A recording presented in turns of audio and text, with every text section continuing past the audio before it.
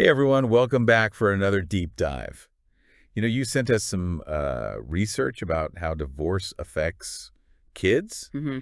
and it's pretty heavy stuff. Yeah. I mean, it's serious academic research, and I'm really looking forward to kind of getting into it with you and Yeah. helping everybody figure out, what really matters here. It's one of those topics where people have really strong opinions, Right. but they don't always line up with what the research says. Exactly, and Yeah. and that's why I think that this deep dive is so important. Absolutely. So let's jump right in. Yeah. The first thing that I thought was really interesting is that this research suggests that divorce isn't always a bad thing for kids. Right. And it even goes so far as to point out some potential pros, Mm-hmm.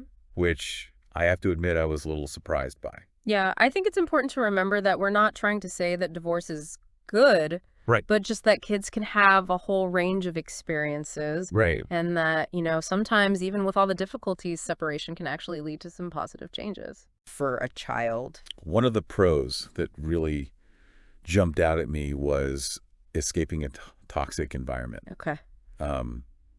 I mean, I get the concept, but how often does that actually happen? Well, I think it's probably more common than you might think. And it's not always, like obvious abuse or anything like that. Mhm. Sometimes it's just this kind of constant tension.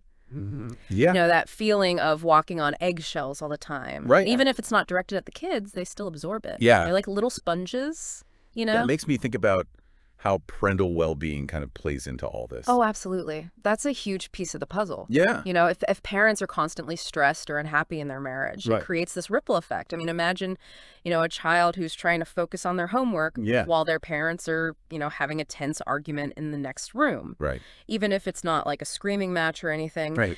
That kind of atmosphere creates a baseline of anxiety that can be really tough for a child to handle. And it's true because, kids can sense when something's off. Yeah. Even if they don't exactly understand what it is. Right. And this research actually mentions that, this kind of exposure to negativity Yeah. can manifest in all sorts of ways. Mhm. Anxiety, Mhm. behavioral problems, Yeah. even physical health issues. Exactly. So removing a child from that environment, Right. even if it means going through a divorce, can actually be the healthier option in the long run. Interesting. Another potential benefit that this research points out is reduced exposure to conflict. Okay. But isn't divorce kind of inherently conflict-filled?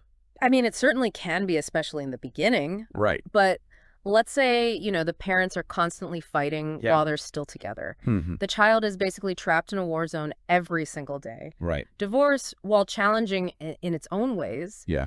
might actually reduce their overall exposure to that. That harmful dynamic. Yeah. It's not about eliminating conflict entirely, Right. but just shifting it to a different arena where the child isn't constantly caught in the crossfire. Okay. I'm starting to see how that could be a positive shift Yeah. for some kids, Mhm. especially if the parents can figure out, Right. how to manage their conflict better after the divorce. Exactly. And that loops back to what we were saying about parental well-being. Right. If parents can learn to communicate effectively and cooperate, Yeah. even if they're not romantically involved anymore, Yeah. it creates a much healthier emotional environment for their kids. So we've talked about some surprising potential pros of divorce. Yeah. But let's face it, this research doesn't sugarcoat the downsides. Mm. It talks about the emotional roller coaster that kids often go through. Right. And it sounds truly heartbreaking. It is. It's, divorce is a loss, Yeah. plain and simple. Right. And even if it's the loss of something that wasn't always good for them, children still grieve. The research mentions just all sorts of difficult emotions that kids might experience. Mm. Sadness, anger, Mm. fear, confusion. Oh, those are completely normal Yeah. reactions to this kind of major life change. Right. But there's another layer to this that's particularly tough. Okay. Sometimes kids blame themselves for the divorce. Oh. They don't have the same understanding of adult relationships that we do, Right. so they try to make sense of it in ways that often lead to self-blame. That's got to be incredibly difficult for a child to process. Absolutely. And that's where clear, age-appropriate communication from Yeah. parents is so important. Right. They need to know that the divorce is not their fault. Hmm. That message needs to be loud and clear. It's interesting that the research doesn't just focus on the emotional side of things. Yeah. It talks about how divorce can affect kids in other areas of their lives, too. Right. Their schoolwork might suffer. They might withdraw from friends and activities, or their sleep and eating habits could change. Makes sense. Yeah. I mean, when a child's emotional world is in turmoil, Yeah. it's bound to spill over into every other aspect of their life. For sure. This brings me to another con that the research really highlights disrupted routines. And I imagine this is especially tough on younger kids. Oh, absolutely. Who really thrive on predictability. Yeah. You're hitting on a really crucial point. Yeah. Divorce often brings massive changes to a child's life. Different living arrangements, new schedules, maybe even switching schools. Right. Imagine feeling like your whole world has been turned upside down and then having to constantly adjust to new routines and expectations. Right. I mean, for a child, that can be extremely unsettling. It's like trying to build a house on shifting sand. That's a great way to put it. You never quite feel stable or secure. And it's especially challenging for young children who are already going through separation anxiety. Right. You know, which is a normal developmental stage. Yeah. But it can get amplified during a divorce. So, you know, having to constantly switch between two homes, each with its own set of rules and routines, can be overwhelming. So we've talked about, you know, the emotional turmoil, the disrupted routines. But this research also really emphasizes the damaging effects of ongoing parental conflict, even after the separation. This is huge. The issues that led to the divorce don't just magically disappear. Because the parents are living apart. Of course. And if they continue to argue and, you know, fight over custody or badmouth each other, it creates this toxic environment that can actually be more harmful to the child than the divorce itself. It's like they never get a break from the stress. Exactly. And it sounds like, from what I'm reading, that kind of ongoing conflict can really damage a child's relationship with both parents. Absolutely. They can feel caught in the middle, pressured to choose sides, or even forced to act as mediators between their parents. Wow. It creates this sense of insecurity and instability that can have lasting consequences. And then on top of all of that, there's the financial strain that often comes with divorce. And the research points out how, you know, reduced resources can create a whole new set of challenges for kids. Yeah, this is an aspect that I think often gets overlooked. It's not just about, you know, having fewer toys or missing out on vacations. Divorce can impact basic needs. Housing, food security, access to health care. And when parents are struggling financially, that stress inevitably trickles down to the children. Like a domino effect. Yeah. You know, the parent's stress becomes the child's stress. Exactly. And it creates this cycle of anxiety and insecurity that can be really tough to break. Kids are incredibly perceptive. They pick up on their parents' anxieties even if they're not directly expressed. The research also flags the challenge of adjusting to new living arrangements. Yeah. Especially for kids who are dealing with separation anxiety. You know, that's a normal developmental stage, but it can get really amplified during a divorce. Of course. So having to go back and forth between two homes with different rules and routines and maybe even different parenting styles, that can be incredibly difficult. Yeah, I mean, it's like when you're jet lagged. You're physically in one place. But your internal clock is totally messed up. That's a great analogy. Yeah, you're just not in sync with your surroundings. And remember, you know, we're talking about kids who are already dealing with the emotional fallout of their parents separating. So adding this layer of instability on top of that can be really overwhelming. So what can parents do, you know, to help their kids navigate this? Well, the research offers some hope there, right? It does. And the key is to create as much stability and predictability as possible. Okay. You know, think about it like building a solid foundation for your child to stand on, even when the ground feels shaky. Consistent routines in both households are crucial. You know, regular meal times, bedtimes, homework schedules.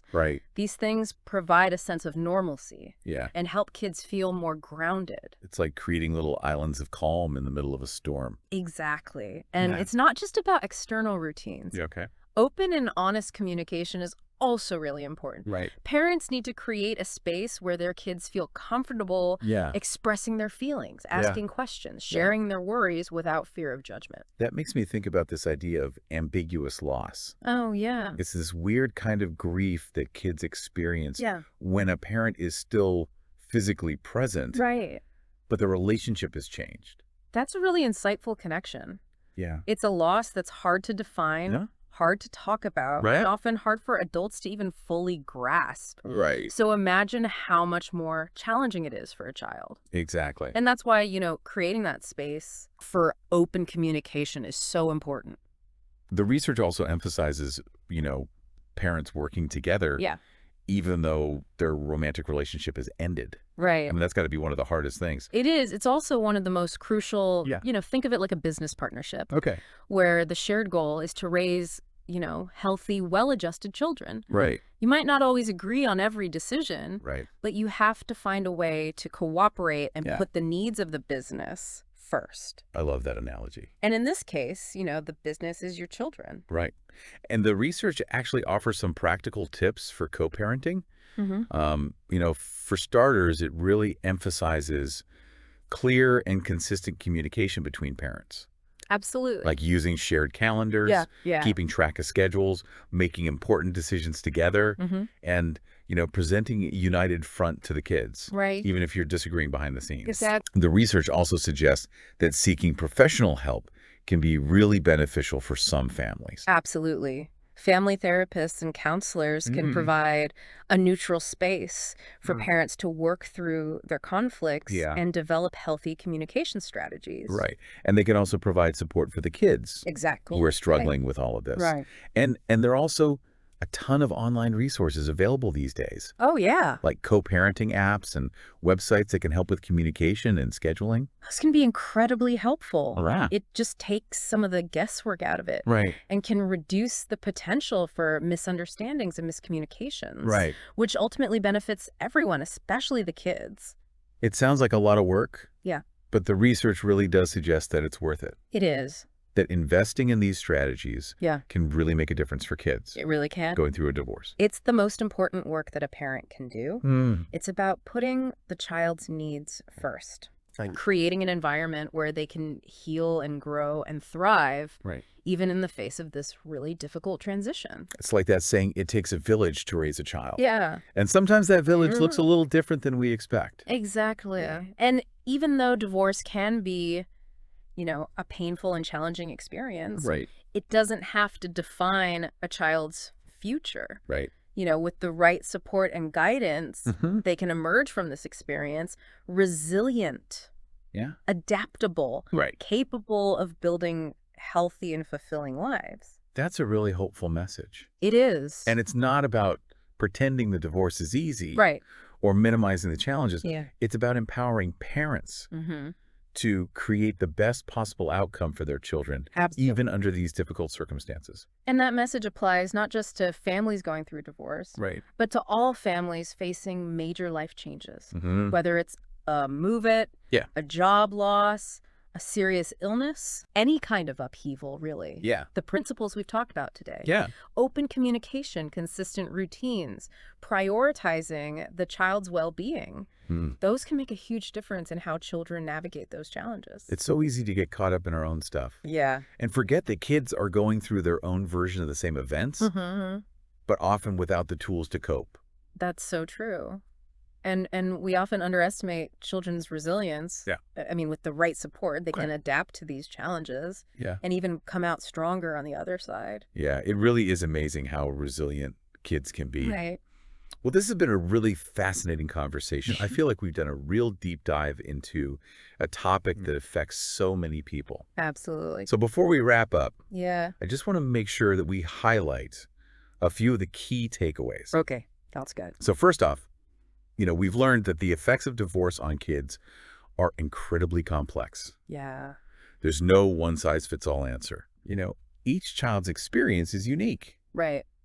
It depends on their age, their personality, their relationship with their parents. Yeah, all those things factor in. The support system they have. Absolutely. And I think it's just a good reminder that we can't make assumptions about how any particular child is going to react to a divorce. Yeah, we have to listen to them, validate their feelings, offer support that's tailored to their individual needs. We've also learned that while divorce definitely presents challenges, it's not always a purely negative experience. Yeah. There can be silver linings, like escaping a toxic environment, right, or reducing exposure to conflict. exactly. And I think one of the biggest takeaways here Yeah. is that parents really do have a lot of power, even when their own relationship is ending. Absolutely. By focusing on clear communication, Yeah. maintaining consistent routines, Right. and putting their child's well-being first, they can really create a more stable and supportive environment, Exactly. even in the midst of a divorce. That's so important. And that leads me to a final thought. Okay. We've been focusing on divorce today, Right. but so many of these strategies that we've talked about, Yeah. open communication, managing conflict, Right. creating stability and predictability, Yeah. these are valuable for any family Absolutely. facing a major life change. Whether it's a move, Right. job loss, a health crisis. Any other kind of upheaval. Yeah, I couldn't agree more. It's all about being attuned to our kids' needs. Right. Giving them a sense of security and equipping them with the tools to cope with those curveballs. Absolutely. So as you go about your week, think about this. Okay. What are some strategies that we talked about today that you could apply in your own family? Yeah. How can you strengthen those lines of communication, create a sense of stability, and foster resilience in your children, no matter what life throws your way? It's great advice. Thanks for joining us on The Deep Dive. Thanks for having me. We'll see you next time.